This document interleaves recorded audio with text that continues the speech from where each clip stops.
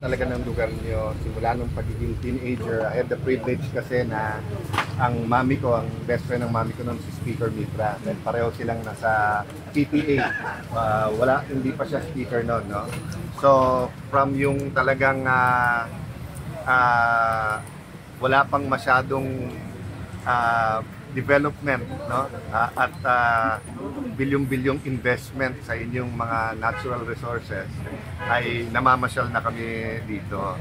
Having said that, di ba, ang bawat isla sa Pilipinas, Cebu, Iloilo, Romblon, Palawan, talagang pwedeng Singapore or Hong Kong eh. Di ba? So, yun ang privilege ng ating bansa. Sabi, sana maging Singapore tayo, hindi. Sana ang Pilipinas maging 15 Singapore, di ba? Kasi bawat isang maganda. So actually, ang pinuntahan ko talaga ay church anniversary tomorrow, which is napuntahan ko 23 or 24 years ago.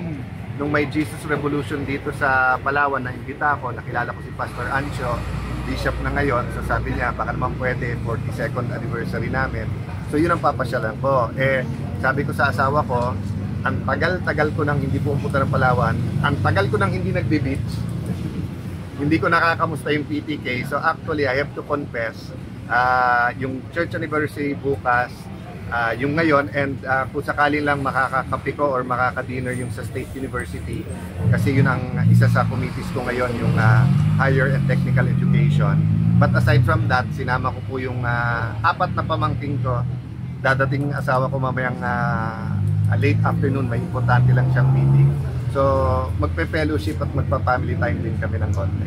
Senator, nabanggit niyo na rin yung education, Yung Palawan State University kasi namumroblema dun sa dagdag na estudyante, kaya yung naglimita sila ngayon, kulang sila sa slot. Ano pong magagawa? Dahil ang problema ng PSU, building daw, kaya di sila makapagpapasok. Well, nung isang araw lang meron akong meeting sa Polytechnic University of the Philippines naman, at sinabi ko sa kanila, dahil ang Pangulo very supportive sa education, ang House of Representatives, ang Speaker, at medyo may unique opportunity kayo ngayon. Bakit?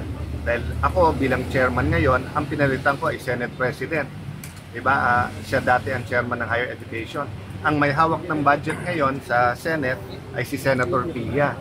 So kumbaga walang dahilan sa tamang pag-uusap na ayusin yung mga kung pondo lang ang problema. Pero katulad nung binanggit mo, kung facilities, hindi naman parang munggo yun na pag tinanim mo, a few days tumutubo na, no? But that's why nga, I'd like the opportunities, kasi the opportunity to speak to them personally, at isa sa binibiling ko talaga sa aking mga representative, kung representative yung nag-a-attend, gusto ko makita yung master plan.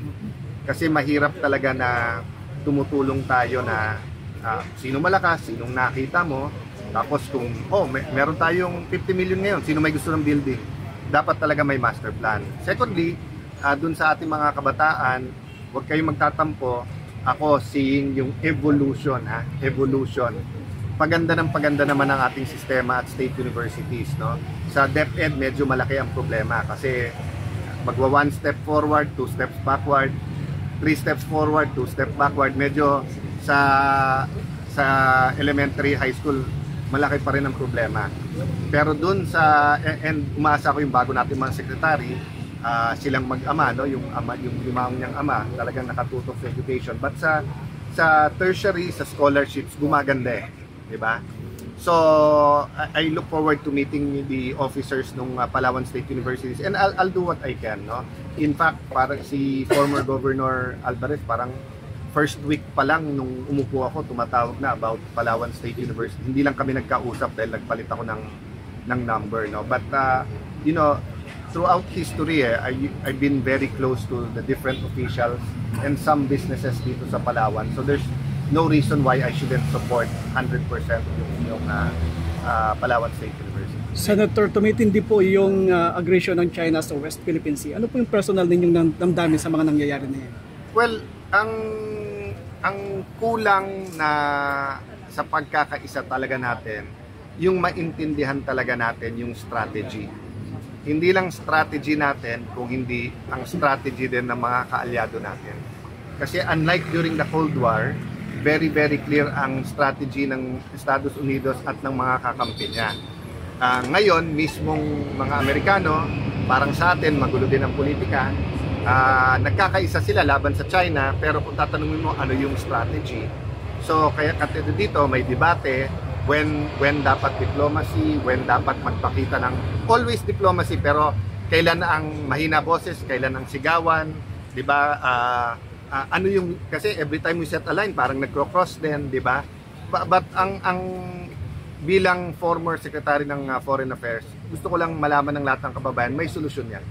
May solusyon yan at hindi talaga lahat napapaliwanag kaagad. So halimbawa ako, bakit whether I agree or disagree, but hindi ako maingay ngayon about that?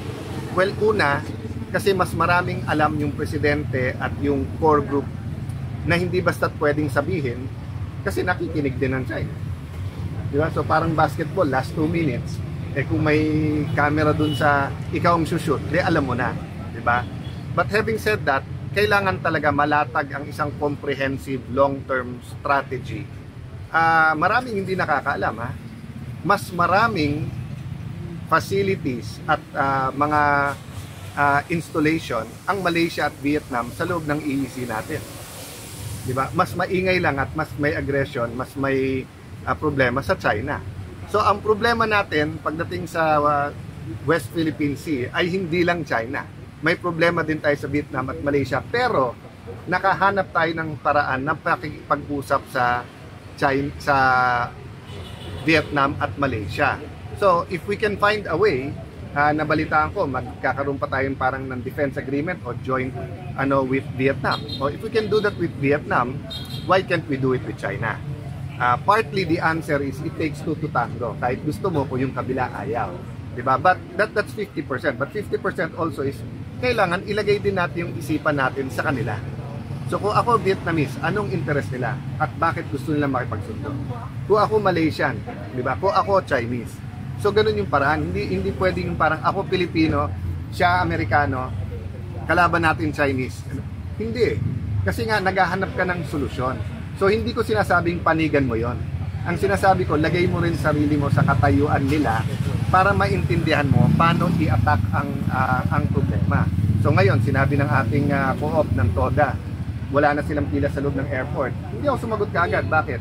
Kailangan ko rin ilagay sarili ko sa katayuan ng general manager. Baka naman may gusto siyang ayusin doon. Diba? So makikinig muna ako sa kanya. So I know na frontline kayo kasi Palawan napakalapit, and I know napakalaki ng opportunities nyo kasi kung ang Malampaya ay may oil, sigurado ako dyan sa mga katabi, kung magkaroon ng kapayapaan at maayos na usapan, mas marami pang makukuha, mas magbe-benefit din ang hindi lang Palawan, buong Pilipinas. So I agree with you, tumitindi, and halos parang araw-araw di ba, ang dali kasing sabihin magnegosyo na lang tayo tapos ganyan ang nangyayari, and it's emotional. It's emotional for us, it's emotional for the Vietnamese, it's emotional for the Malaysians, it's emotional for the Chinese. So sa akin, the government is doing what they're doing, but there has to be other parties. Baka sakaling ang magandang humanap ng long term dyan ay mga tao sa academe. Kasi pag sa academe, mga nasa academe ng Pilipinas, China, Singapore napakagaling sa mediation, mas less walang politika sa kanila or less yung politika so that's one way, di ba? But the point is hindi sustainable yung bangayan tayo ng bangayan sa West Philippine Sea. Hindi natin pwede i-give up kahit a square inch, pero hindi rin sustainable na bangayan tayo ng bangayan. Senator, regarding doon sa Air TODA kanina sa